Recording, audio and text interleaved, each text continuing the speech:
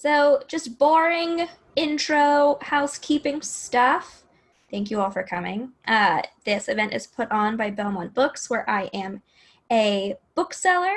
I'm also a reviewer for Smart Bitches Trashy Books. I love all things romance, and I'm so excited to talk about fantasy and sci-fi and paranormal romance because that is my preferred subgenre. Um, these lovely authors are here to talk with me. We have their books available on the website, which I will be linking in chat. We're going to talk for a little bit, and then we're going to open it for a Q&A where you guys can ask questions. So that is how things are going to go, roughly an hour or so.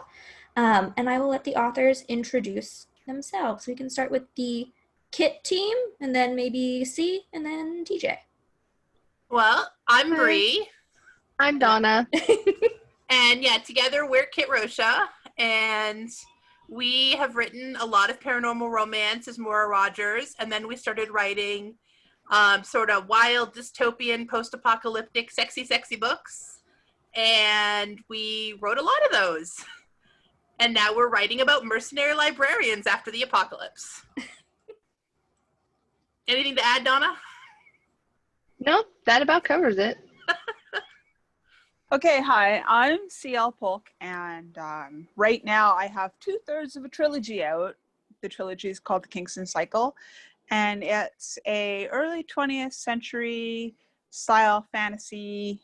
I'm gonna say fantasy romance books with like mysteries and political plots and stuff like that. It's like, why write one genre when you can write 3 genres? Just smush them all in. And those covers are gorgeous, by the way, Yes. too, See. I love Oh, them. Beautiful. thank you. They are I'm gonna gorgeous. get pieces of them tattooed on my arm. Ooh. Oh, that's awesome. I am TJ Clune, and I've written everything from contemporary to science fiction to fantasy, and everything is queer and gay as balls in what I write, because that is what we need. And my most recent books are The House in the Cerulean Sea, which came out in March, and The Extraordinaries, which just came out in July, my first YA book. All right. So, Nice. first question, TJ, you've dabbled in other genres besides like paranormal and fantasy, but a bulk of the backlist, if we put everyone together, does have fantasy or paranormal elements. And I just want to know, like, what draws you to that? Like, why those elements in particular? For me personally, the reason that I write all over the place and skip around is because that if I continued in writing one specific kind of story, I would get super bored, and it would show through my writing, and that the readers would be able to pick up on that. But and you know, God love the authors that can write 40, 50 book series with the same kind of story over and over and over again, and readers eat those up, and that's totally fine how people want to do it. But for me, I kind of have to keep on moving because that's how my brain is. But paranormal and fantasy and science fiction in that regard has always been near and dear to my heart, because that's what I grew up reading and loving the most, along with horror. I think like fantasy, specifically gentle fantasy from like the 70s and the 80s, was what I loved the most. And I will forever, ever, ever be worshiping at the altar of Diana Wynne Jones, because I think that Howl's Moving Castle is one of the greatest works of fiction, at least to me. And I have read that book way too many times, and I just love books like that, and I think that we need to have more books like that added to the world. I get that everything needs to be, you know, people like the grim the darkness and the where everything feels bad and everything sucks. But you know, that's kind of 2020 right now. So I would rather it be happy and obviously very, very queer. See what draws you to the fantastical.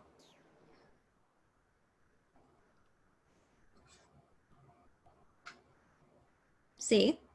Oh, me? I thought you said B. Yeah. I'm No. terribly sorry. No, it's okay. Okay, well, I mean, I read a lot as a kid, like a lot. And I liked fantasy, science fiction, and mystery the most. I had my horror thing when I was about 14 or 15, where I was like reading stuff that would make me scared to look out the window at night. But I got over that and went back to fantasy. And I just think that fantasy is my favorite genre because it can be so many things. You can do like a sweeping epic with like battles and the world ending, or you can write a story that is basically the story of how two people meet and fall in love. You can mix genres with it. It's incredibly versatile. It's like paprika, and and so that's what I do. I write fantasy with other genres mixed in. Bree and Donna, you've always been entrenched in fantasy and paranormal stuff. That's what I read. I read a lot of sci-fi fantasy. I mean, epic fantasy, especially growing up. I was lucky enough that someone handed me a Mercedes Lackey book when I was like 10. So, it never occurred to me that I wasn't supposed to be part of these fantasy books. They tried to give me Lord of the Rings after that, and I was like, there's no girls in it. What are you trying to do to me here? No. And so, that's what made me. And I just happened to like the books where there was good people fighting bad worlds and then smooching. So that is what I grew up and, started writing. I think the thing that I like about speculative fiction in general is that it's such an interesting way to explore humanity. Like whether you're writing about humans or not, it to me, it's just so much easier to see the places where the human experience itself intersects if you are doing things that are not mundane. Not mundane as in the sense of like, boring, but mundane as in like every day. So to me, these like, fantasy worlds or these, putting things in space, putting things on other planets and different galaxies, to me, that's like, okay, where are the intersections? Like it just really highlights how the experience of living is just the same. Now, TJ mentioned earlier, and this was something I wanted to ask specifically, that his books are just wonderfully queer, and I would say that goes for all of your titles, for all the authors on here. The Beyond series is queer, C's books are queer, TJ's books are queer, and there is this through line of found family and finding those people who uplift and support you. And how well that goes with a queer narrative, given so many queer experiences of not feeling accepted, and kind of finding those who do accept you.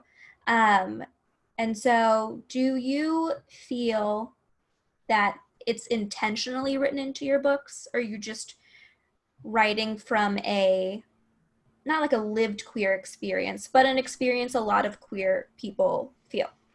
Oh, hell yeah. For me, it's absolutely 100% intentional. And that is because, let's be frank, for a very long time, the science fiction fantasy genre was run by straight white men. And it has not, it has been only recently that diversity has had to shove its way in kicking and screaming because there were the gatekeepers that didn't necessarily want that.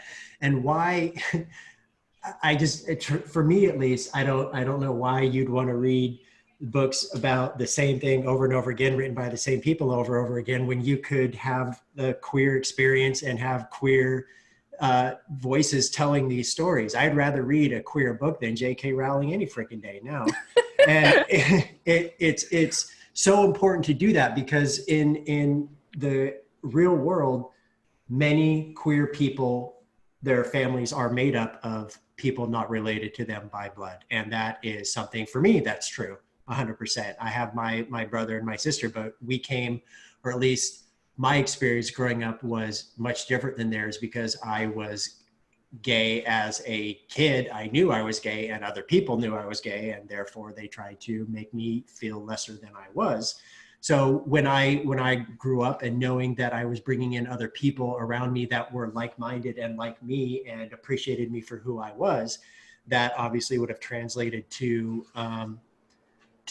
my work and my fiction, because that's a very important point of the queer experience is people around you that are that understand what you went through and have the same experiences. And look, frankly, when I get comments from readers, I get emails every now and then that says, why are so many people in your book gay? Why is everybody queer? Because that's how our friend groups are. That's how we amass our communities. It's like in our friend groups and in our communities, straight people are kind of rare. And that is how it works in my fiction, at least. I won't speak for anybody else's, but in my fiction, it's a fact that we have these queer people who come together. The reason there's so many of us is because we understand each other and we have our sense of community that we need. I mean, I think that was like really well said. There's not a lot to add to that. You know, I actually, it wasn't because I was queer, because I didn't understand that until I was an adult. But I had my own family problems. Donna's family basically took me in like a lost stray dog when I was, 21. So, this is my life. My life is found family. And I don't know how to not make that part of my books, because I grew up in a complicated situation. And so I came and I found my family, and that is, that's... Everyone's just queer because that's what we want to write and see. And we're just like, we're just gonna, So it's kind of, in a weird way, it is like, because there are two of us, we can kind of like come at it from a different place. But like, so Bree's stuff is kind of like the found family, and, the queerness of the books is sort of separate. For me, it's a little bit more entwined, but that's really interesting. I never really thought about, it's just so much a part of how I think about friend groups and how I think about people interacting who are not, related to one another by blood. I never really considered that, the juncture of, well, hey, guess what? Yes, this found family thing is like huge with, queer people. I never really considered it because I've always just sort of, that's what surrounded me forever. So I never really considered it. Did I ask you a new question, Donna, that you haven't answered Me? before? Sure. Yeah. C, what do you think? I think that I haven't really explored it a lot in the books I've written so far. A lot of the times what I'm writing is people who are isolated, who find their people, not necessarily people who understand that they can have not just their found family, but interlocking rings of community. Like when I grew up, there was my closest friend group, and then I was very conscious of the other communities that I moved through, was a part of, was included in. So it's like my friend group, and then there was my house, and then there was the various subcultural scenes that I was involved in. And there were a lot of people, and I always kind of had the feeling that I was only partly there in a bunch of different places. I was never wholly myself in one place. And I think that probably comes through in the things that I write. So all four of you write very different settings within this sort of genre. So C, for example, you kind of have like an alternate history, Edwardian era feel. So did you I'm always fascinated by alternate history in terms of what authors like choose to keep in an era and how they choose to kind of change it. What was your thought process behind your setting? I knew some things going in. I wanted tall buildings, but I didn't want skyscrapers. I didn't want to deal with horses, but I didn't want to deal with cars. 2020, I don't want to deal with horses. and that I wanted to deal with a really big city. Like I didn't want to be like, oh, the city of 100,000 people. No, Kingston has 3.5 million people living in it, and it's really big. And I was thinking, I just kind of daydreamed the city into being. I was like, these buildings that are no taller than about 15 stories, people on bicycles cruising up and down the street, talking to each other, because when you're in a group ride on bicycles, you basically spend the whole time riding very slowly and just having a traveling conversation. And I wanted to get that feel into the book. And just things like that. I just kind of went to my imagination and made it happen on the page. Bree and Donna, so your last few books have been dystopian, which is quite a choice at the moment. Yeah, a little awkward, increasingly awkward. So this is kind of like a two-part question in what appeals to you in terms of a dystopian setting, and your release. Were you worried at all? Because as readers, and especially readers who fall in line with romance, sometimes things that hit a little too close to home are things that we don't want to read at the moment. So were you worried that readers would be like, ooh, dystopian, kind of like end of the world sort of scenario, might not want to read it at the moment? I think that the thing that we're really interested in when we explore dystopian worlds is it's like something TJ was saying earlier, is that we're not really interested in exploring the darkness of the world. Like, things are grim, but that's not really what we want to focus on. Our focus has always been the people who are kind of like lighting up that darkness in spite of, the setting, the people who are actively working to make things better. And so it's like that little bit of, hope in the middle of all the grim dark that we really focus on anyway. I think for me, like the release of this book coming at such a time, I really had more of a had more practical concerns than anything else. Like they already pushed the book from, like, it was supposed to come out in March, Yeah. Right around the same time as House on the Cerulean Sea, and so they pushed it to July because they were like, everything's closed. So they did bump it for purely practical concerns. But Bree and I do have a joke where, like, our next series is absolutely going to be universal healthcare, universal basic income, and puppies farting rainbows. That's all we're writing, because it seems like everything that we've done over the last, 8 years has just been increasingly way too freaking on the nose. So I'm not speaking anything else into existence, but those puppies farting rainbows.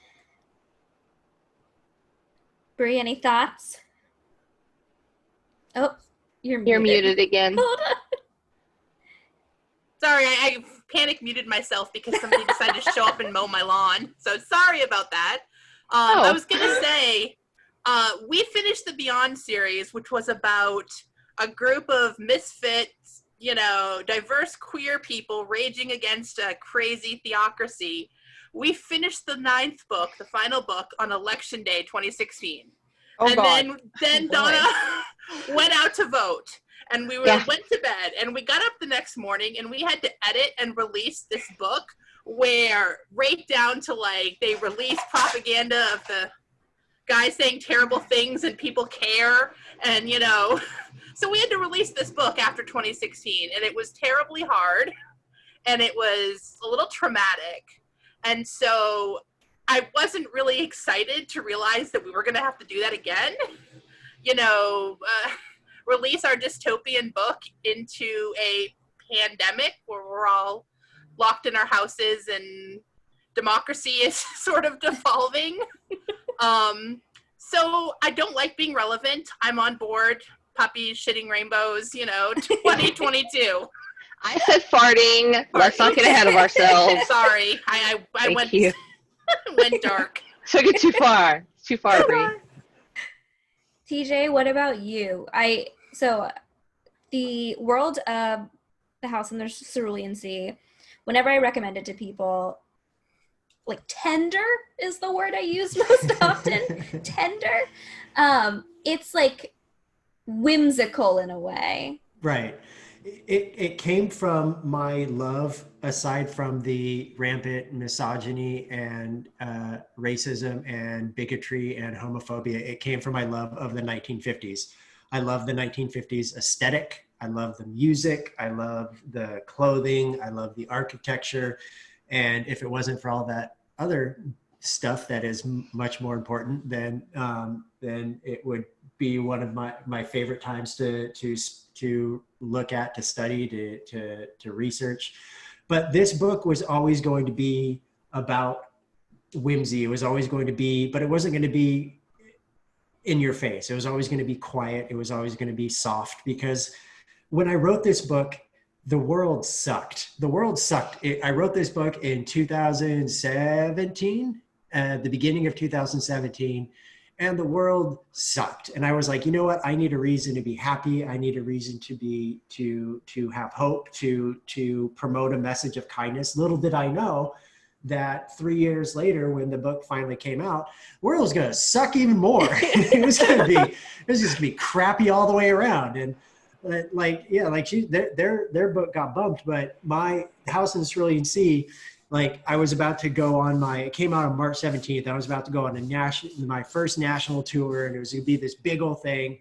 And then the Thursday before, Tor calls me at like 6 o'clock at night going, so by the way, everything is canceled and we're calling everybody home and we're still going to release the book. So good luck. And I was like, yay. But then they ended up postponing my YA from May to July, but we were all scrambling, and we were all the publishing industry as a whole was trying to figure out how to deal with this new normal and what to do.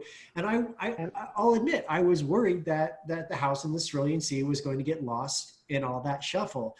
But now that I'm removed from it, as far as we have been, and how lucky I've been with this book could not have come out at a better time. It needed to come out when it did, because it gave people an escape. It gave people some hope and a reason to have hope. And it gave people a reason to smile when you turned on the news and everything was getting flung at you was how bad things are. Yeah. And I know how I feel, how when I just can get so overwhelmed by my Twitter feed, because I want to stay informed, and then I go on Twitter and everything is bad. Like right now, you're doom scrolling. Right now, you're doom scrolling. The United States government is basically dismantling the postal service, so to try to do away with free and fair elections. And I understand it's important that we need to know this stuff, but I get so defeated while watching this stuff all the time. And I expect that's how other people might feel.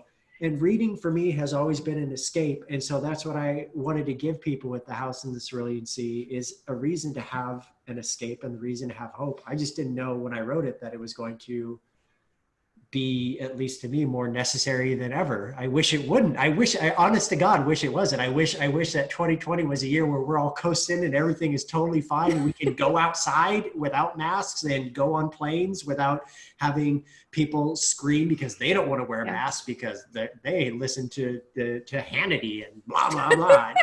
But I don't know. I think that we need the kind of books that all of us are writing, because one, yes, escape; two, queer people; yes, awesome; three, but also just to have that feeling of happiness.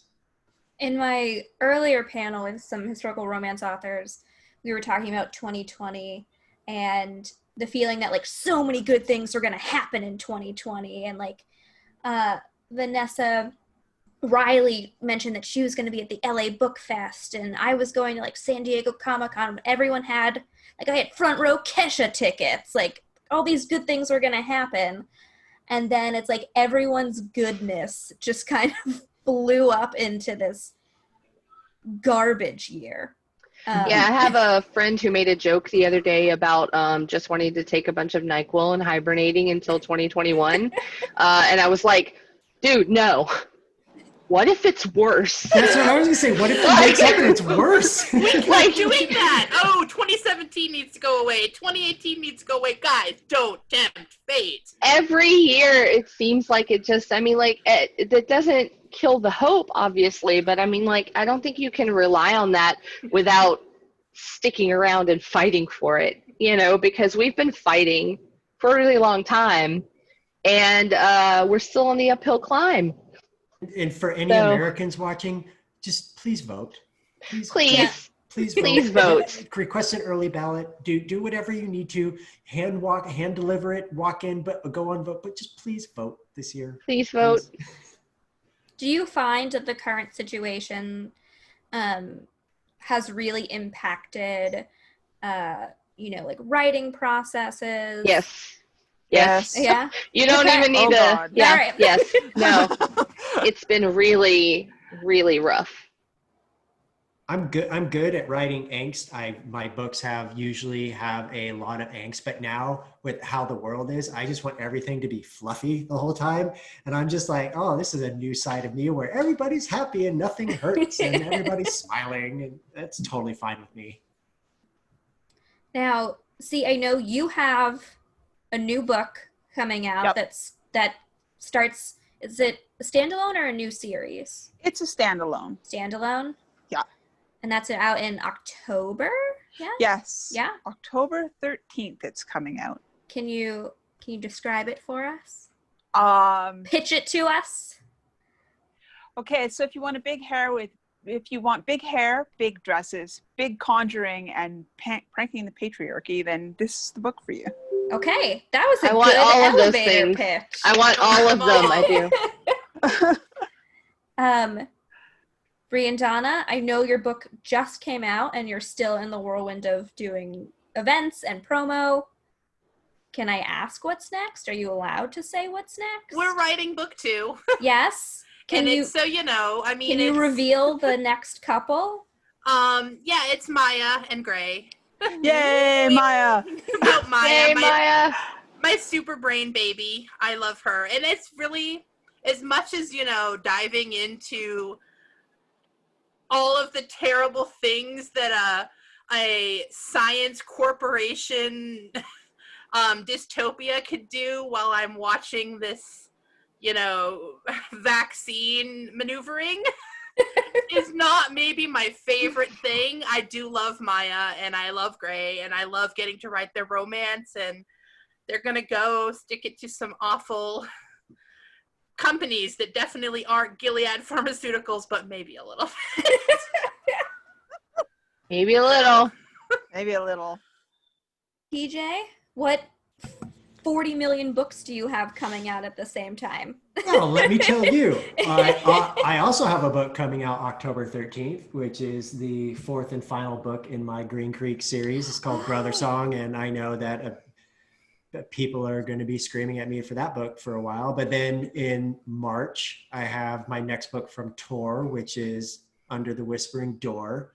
And then next summer, I have The Extraordinaries 2. And then next fall, I have books 4.5 and 5 in my Tales from Verania series. And I'm tired. Talking about that makes me tired. Say, when do you sleep? I was like, this list is just going to keep going. Oh yeah, that's just 2021. We already have 2022 all plotted out, and 2023 has books in it already. I write a lot and I write constantly, but man, I'm tired. I'm tired. To be honest, after this, I get to go take a nap and I'm so excited. Now, this is for all of you. I'm curious about like your writing process, especially the Kit duo. I'm always fascinated by co-authors and how they kind of balance the workload and who does what. But I also just want to know, like, are you the kind of writers who get an idea and you just run with it immediately, or are you more methodical in your writing and planning? Please tell me everything. Well, Donna and I, we have to sort of coordinate, because if we start running with an idea and run in opposite directions, it turns into a real big mess. That is how we have had to delete like 30,000 words of books before because we thought we were writing different plots. So we don't really plot like there's no outline that shows what the book's going to do, but we have to know the story and we have to coordinate scenes ahead of time, so at least we know what the point of a scene we're writing is. And we split characters up. We're in charge of the development of different characters, so one person is keeping them consistent and keeping their motivations clear and their backstory straight and everything. So that is sort of how we divide and conquer this. So Maya is my baby, so I get to write my big brain baby right now. I think Donna's muted again. Oh, yep, she's nodding. There you go. Yeah, I muted myself. I didn't realize I didn't have control over that. So I was like, well, now I get to, you know, sit in timeout. Yeah, no, I think that our process is a little bit strange, even to people who are like kind of accustomed to the idea of people like co-writing and everything, because we only write together. Like, we don't do individual projects. So everything that we write, we've, you know, like developed and written together. And we don't really do the thing where we kind of like toss a book back and forth and like add a chapter and, you know, kind of smooth it out after that. We're always constantly both like writing every single scene together. So it's, you know, there might be some where it's maybe like a narrative that belongs to only, you know, like one of our characters that we can, you know, like do it on our own. But for the most part, we're always writing together. And so it's so important that we're on the same page, but we also, because we are constantly writing together, we don't always have to perfectly plan everything out. Like, it's not like, you know, we have to plan something out because Bree is going to be like, you know, writing it all by herself. So we still have room for kind of, you know, winging it a little bit, but we have had to get really good at saying, whoa, I'm not sure what's going on here. What the hell is going on here? What are we doing? So we have to communicate. If we don't communicate, we have to throw away 30,000 words of a book, and I don't like that at all. Oh, boy. Yeah. Don't like that at all. See, how do you handle your writing? I kind of come up with an idea. I have like one friend who is like the person that I talk to about my books. Like, every single time I write a book to make her happy. And so what I do is I'll say, I have this idea, and my friend will pull up a chair and start listening and start asking me questions, usually really difficult questions about things that I haven't thought about before. And then once it's all built up in my head so that I feel like Johnny Mnemonic and I have way too much information in my brain to contain, I have to write it down to get it out of my head. And so I do that like every day, and I run around basically being obsessed with my book for 3 months, which is about how long it takes for me to write the first draft. And then I rewatch television for about 6 weeks. Like, I am done. Do you have any go-to television that you just... I really like Shonda Rhimes' television, so I will watch like Grey's Anatomy, or I will rewatch Scandal. I'll even watch Private Practice. Like, I'm a big Shonda fan. We know the like rankings for C. Like, wow. Private Practice is bottom tier. All right. Where does How to Get Away with Murder fall in there? I feel like it's got to be top, right? I couldn't get into it. Really? Really? It was just a little bit too... I wanted to fight the air when I was watching it, because I was like, no, why are you doing that? You are law students. You should know better. I mean, but they didn't know better. Should hang around until Assistant Frank starts getting his groove on, because that's nice. Oh my. Shonda Rhimes, bless her, she just writes a lot of smart, beautiful people making stupid decisions is pretty much the That's her entirety of brand. her work. Yeah. That's the brand, yeah. TJ, how do you keep everything organized with all that you have going on? Well, I just want to say I was today years old when I found out that Grey's Anatomy was still on. I stopped watching that around Denny's ghost whole Aw. thing. And I was You like, know Wow, what? you It check went it You out. way tapped out down. early. But yeah, it I came checked out back after up. that. I checked out after that. I was like, nope. And then they did George wrong. They did him dirty. And I was like, Yeah, no. they did. So dirty. But me, if You I can't write, do someone much more dirty than like having a friend over. right. When I write contemporary, I just kind of go with it and see what happens. But when I'm starting something new, whether it just be a single book or if it's start of the series, I am a fastidious note taker. I have reams and reams of notes. I love spreadsheets where I will go in and do dates of birth. I will do important events that happen in the lives, even if they never make it into the book. Like right now, I just started writing a book a couple of weeks ago that that even before I started, I have like 40,000 words of notes that are just an outline, a 40,000 word outline, and it's because I am so anal retentive. It's not because I'm good. It's just because I'm anal retentive about that kind of stuff. And it helps me to focus, because when I do outlines, when I just try to go with the story, it can be kind of, even if it's just a first draft, it becomes unwieldy, man. For me, because I'm like, oh, I like every word in the English language. So let's make this romantic comedy, this contemporary romantic comedy, 250,000 words. And that's just not a good thing. So when it comes for me and fantasy and science fiction, I have to have notes. I have to know where the story is going, where it's headed. I typically know an ending, and I allow myself wiggle room to change, but I have a lot of notes for every little thing that I do. I mean, that makes sense for more like fantasy. Yeah, because I don't want to screw up my own world rules. When you're with the one Because thing you'll I get love about, someone that's like, well, in book one, well, he said this. you'll get lots of someones, as I have found out many times. But it's what I love about fantasy in particular is that I love world building, because I can take whatever parts of the real world, or I can just say to hell with all of that and just completely create something brand new that I can make up the rules for. That's why I always will come back to fantasy, because it's my first great love of writing. It's always been there because of those kinds of things. So we're going to open it up to the chat for anyone who wants to ask questions. If you want to direct a certain question to one of the authors, feel free to just mention their name. So feel free to put them in the chat. Oh, we already have one. Yeah, Vicky, this is for TJ.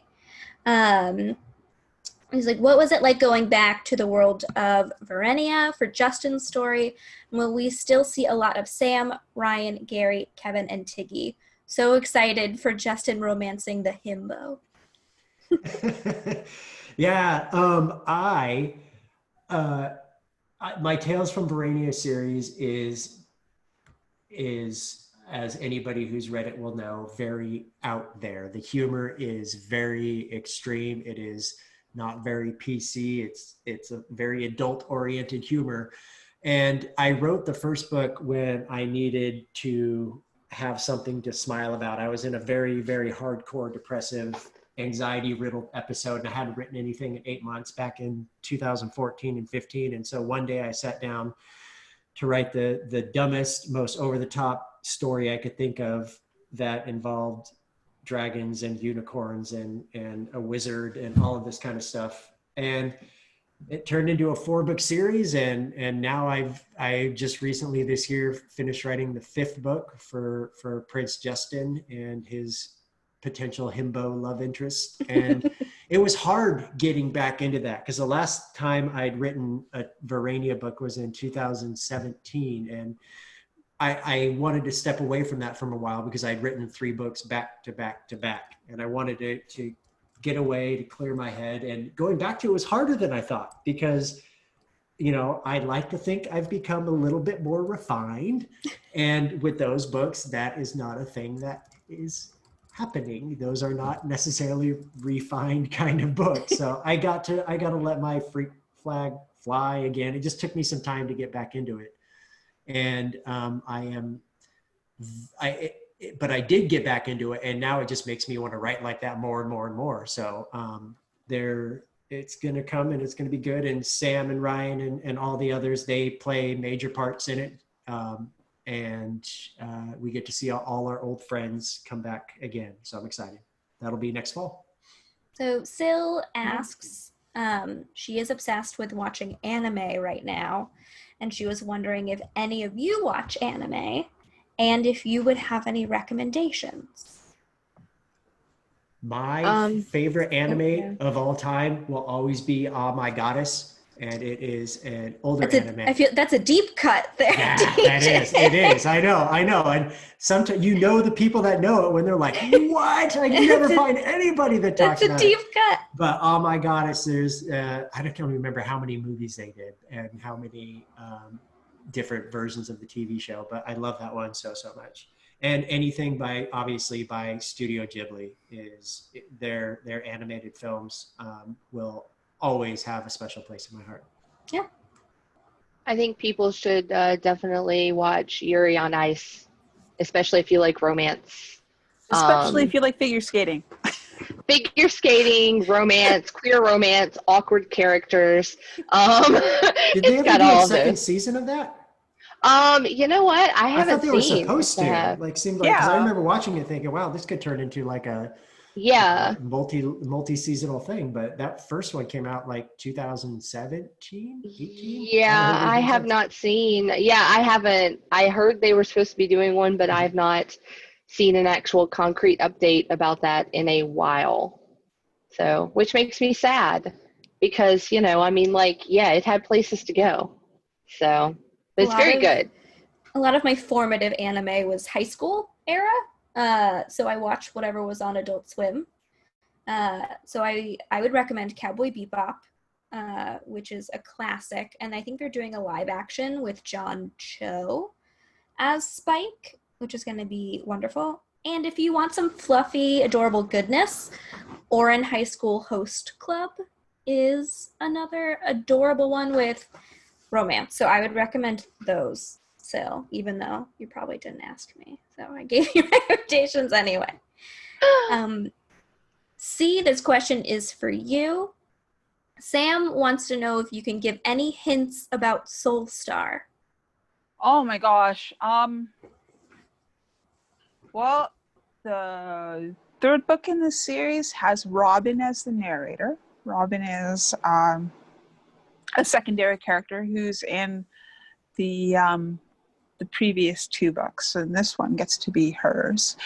And a hint: at one point in the book, Robin just finally says, "To hell with this nonsense! I will do it myself." Nice. Sil also asks of all of you, would you like to live in your own fantasy or dystopian worlds you've created? Donna's face looks like a hard no.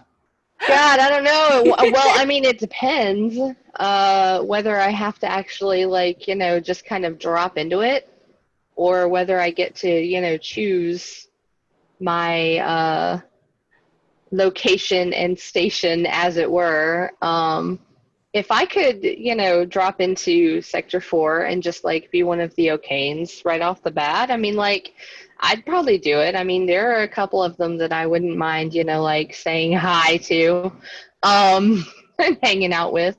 We'll just, oddly enough, I feel like the Beyond world is where I'd feel most safe. Yeah, well, I mean, it depends. Are you part of that in-group or are you not? If you're not, you're not safe. But if you are part of that family, you know, you would be very safe.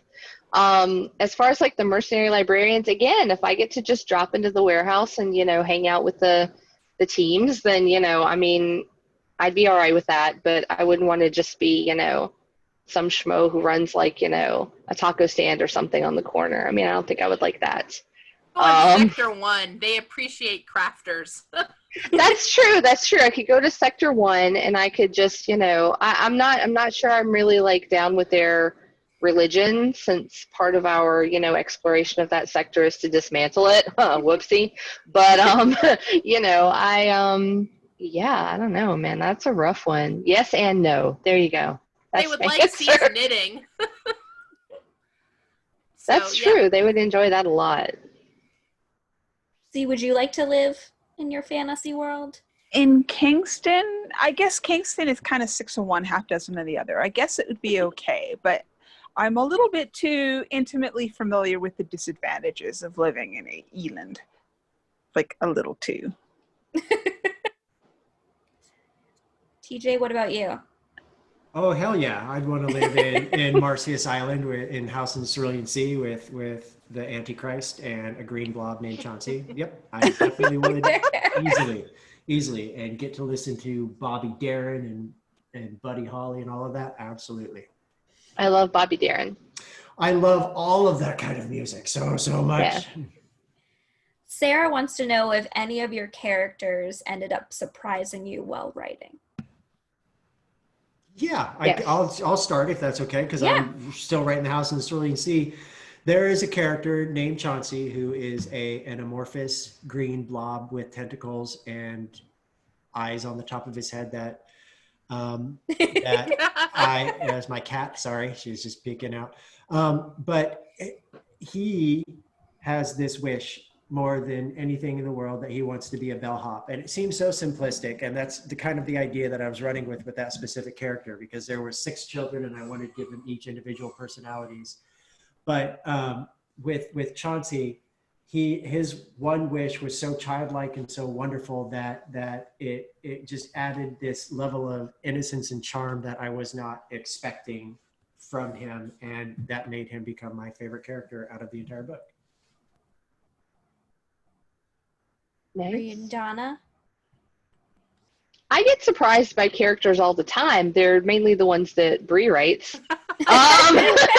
So, it is cheating. I do sometimes get surprised by mine. I'm actually a little bit surprised by, normally when we start writing a series, we will, because we have these ensemble casts, and we do like to write, series, we will set them up from the outset so that we kind of know where the series is going. And more importantly, we know, who, if anybody, we're going to, hook up from the secondary characters in the first book.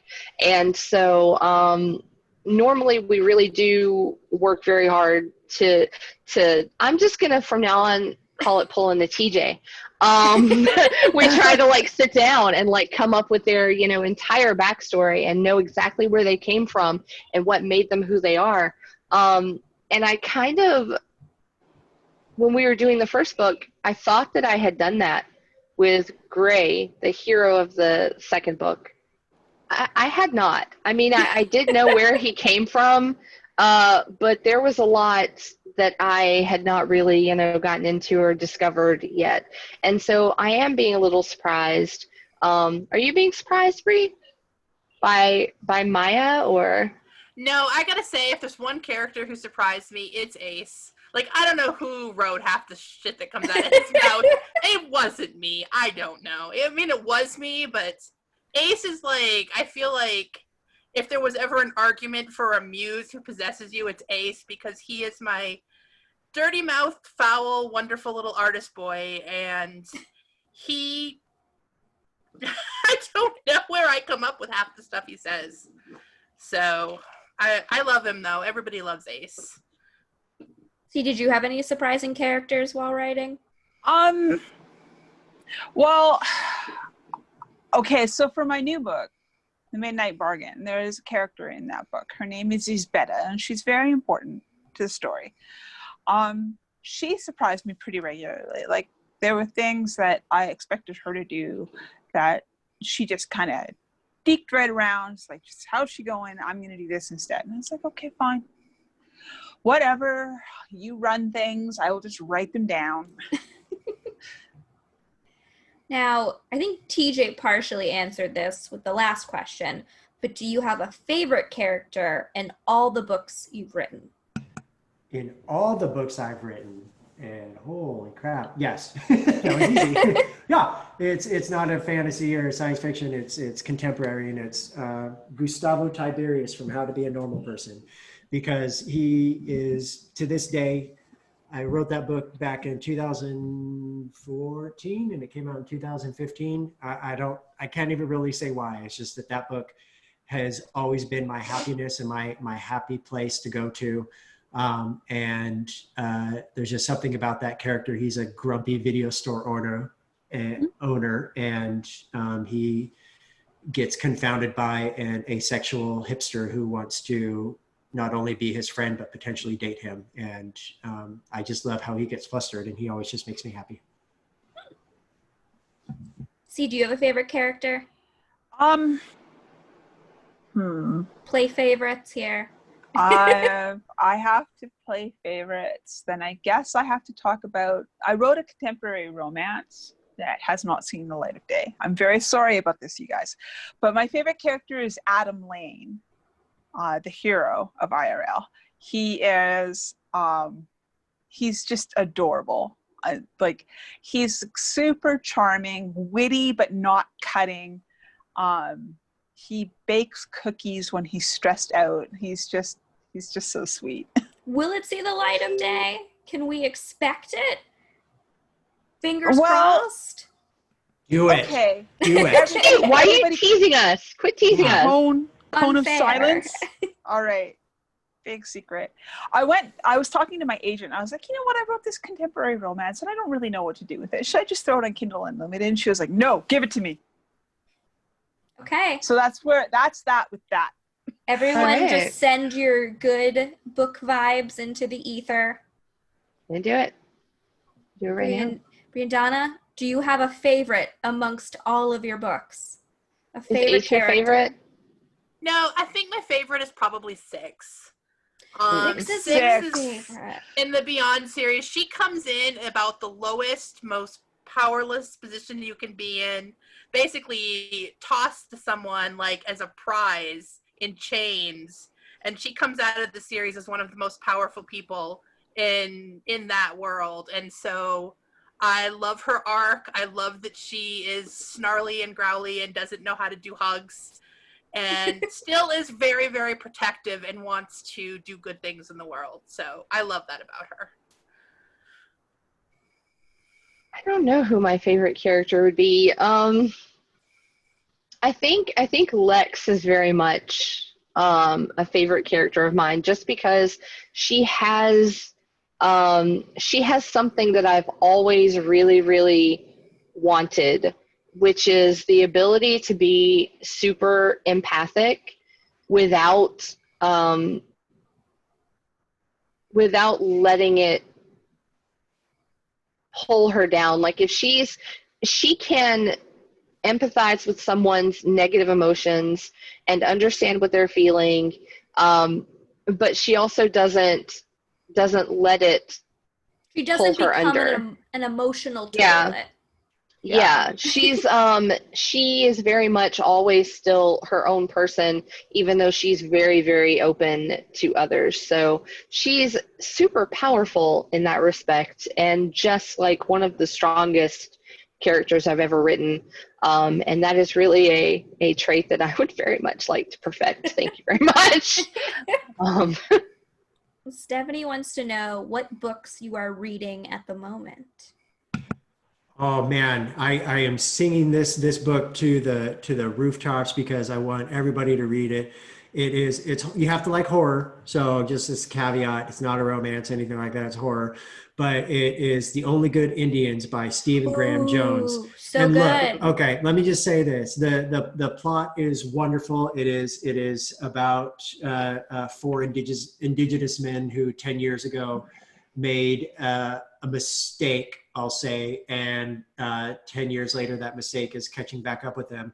And the story is novel and it's wonderful and it's cool, but the writing, holy freaking crap, the writing, good writing makes me smile. Great writing gives me goosebumps. And it's not even because this is horror, but I've been in goosebumps the entire time I'm reading this book because the prose is just sublime. The first opening is written in third person present tense. The next chapter is third person. The third part after that, it's written in second person. It is just a dynamite exploration of an author firmly entrenched in his talents. He is just amazing, and I've loved it. And you will never look at Elks the same way again. Yeah, it's called The Only Good Indians by Stephen Graham Jones. I'm writing it. Yeah. Yeah. It's very good. It's also been a good year for Indigenous horror. Yeah, it really has been. Mm-hmm. This has just been the pinnacle of it, though. It's just this book. Even the cover is just unsettling, and I'm halfway through it, and I'm taking my time because I am savoring every moment because I know that when I reach that last page, it's going to be one of those that I am devastated that I don't get to read again for the first time. Have you read Empire of Wild yet? Mm-hmm. Okay. Yep. I was going to recommend it. That one's also very good. Yeah, very, very good. All right, Briandana, what have you been reading? If at all. You don't have to have anything. Oh, no. I have mostly been reading nonfiction lately because I have been very much... I try not to read too much fiction while I'm actually like deep in the hole of like trying to write a book because I am an unconscious mimic. Like, I won't mean to do it, but I will absolutely start to, like crib someone's style and like, word ticks and stuff. And so I just, sometimes I can do it. And sometimes when I'm really having to like zero in and focus on writing like super lots, I can't do it. So I've mostly been doing nonfiction, and I have been reading pretty much everything ever written by Linda Greenlaw, and that is Bree's fault.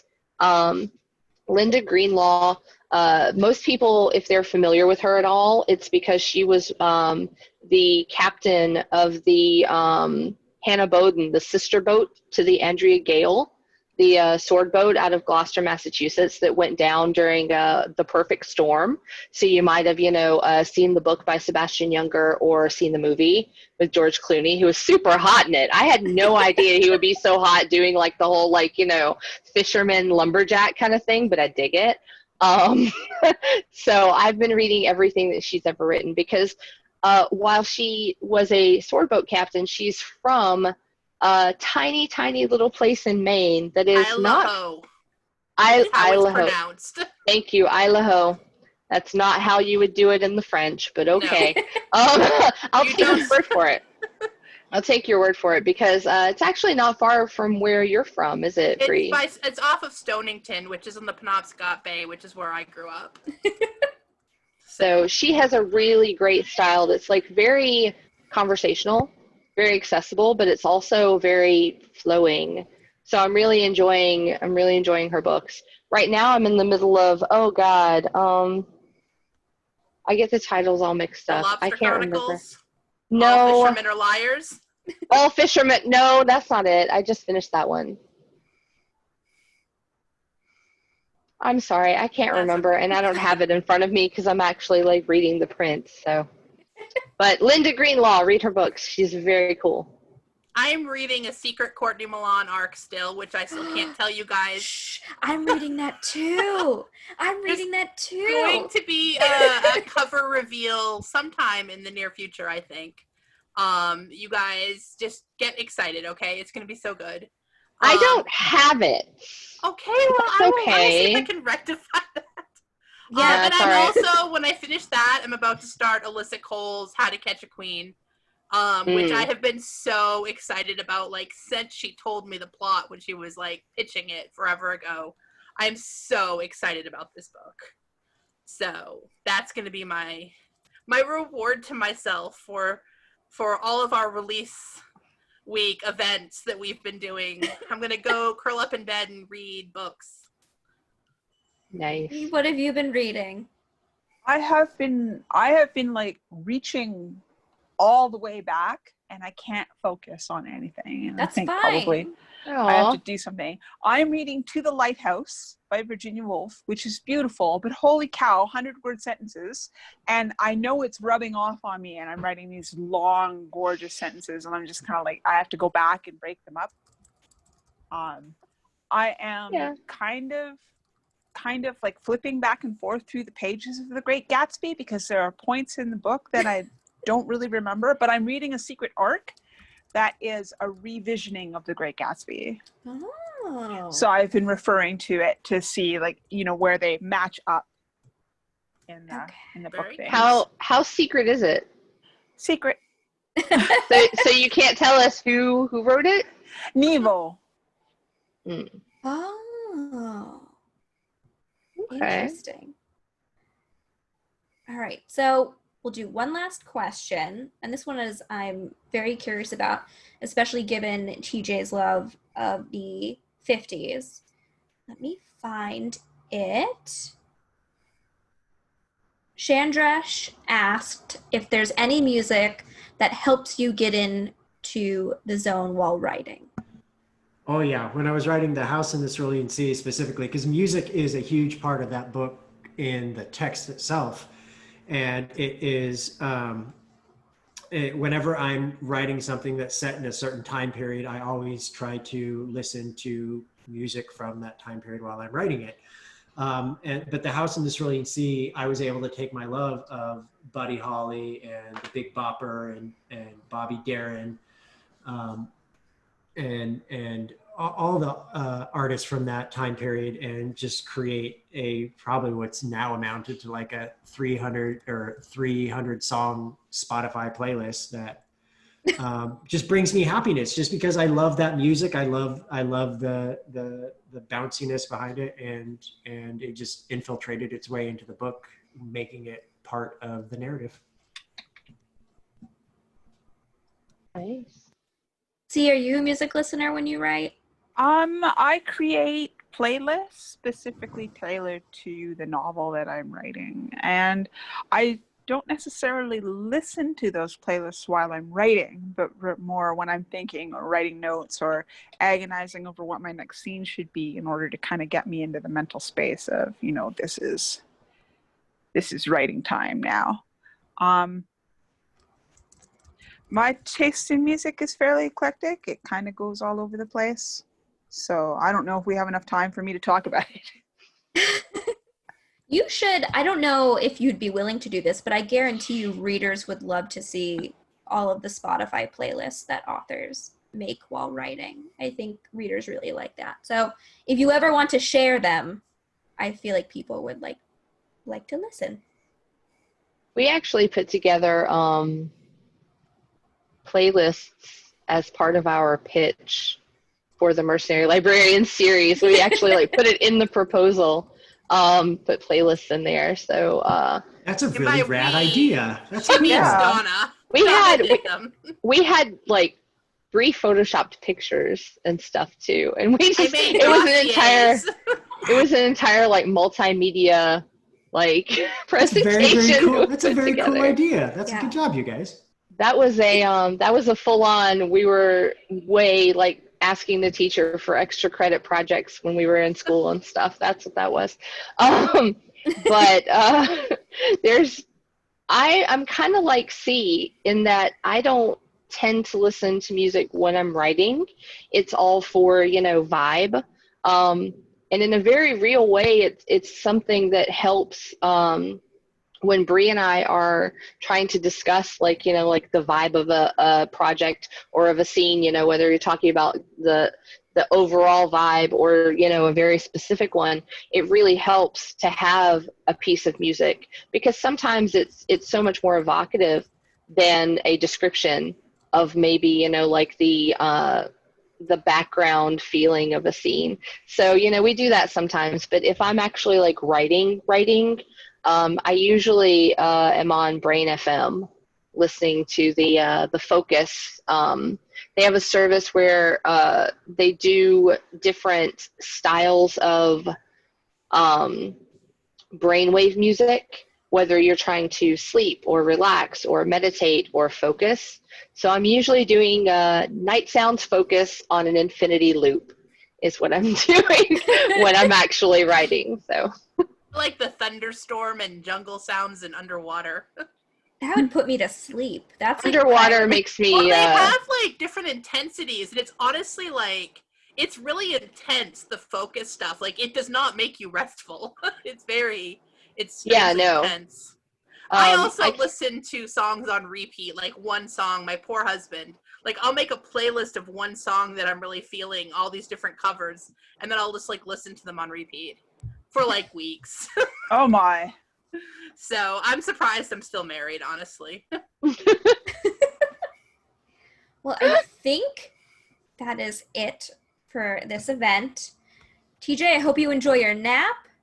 Yes. It's going to be so wonderful. And one thing I do want to say real quick to everybody watching, this time in the world sucks. Please take care of your mental health. Yes. Check in with people who you might think need to have them checked in on, just because you never know if somebody might need to have someone reach out to them. And also, please support indie bookstores like Belmont, because yes, Amazon has convenience and blah, blah, blah, blah, blah, blah. But if you support the indie bookstores, especially during this time, I know that the booksellers and the owners would appreciate it so much, because they need our help now more than ever. And Belmont does ship books, and we have a bunch of Indies Love Romance totes that we're including with random orders that are purchased. So you could get a tote, and then several other authors from historical romance and contemporary have given us like signed book plates and swag and stuff like that. So there's plenty of stuff. Bree and Donna, hopefully your promo tour has come to an end. You can have some rest. Also going to take a nap. Take a nap? Yeah. Actually, no, I have to start dinner. I don't get to take a nap. Oh, I'm so sorry. See? That's okay, because I'm also really hungry. Will you be partaking in a nap or dinner? No, I have a meeting with my writers group in about 15 minutes. Oh. Ooh. So the work never ends for you. Never. I want a writers group. If anybody knows about a writers group that's like doing stuff right now, let me know. I'm sure there's one. Hit me up. Let me know. I want a writers group. Thank you all so much. This was so lovely.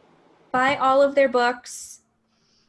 But thank you to these authors and to Tor for setting this up. Thank you. Thank you for having us. Yay! Bye. Bye. Bye. Bye, everyone.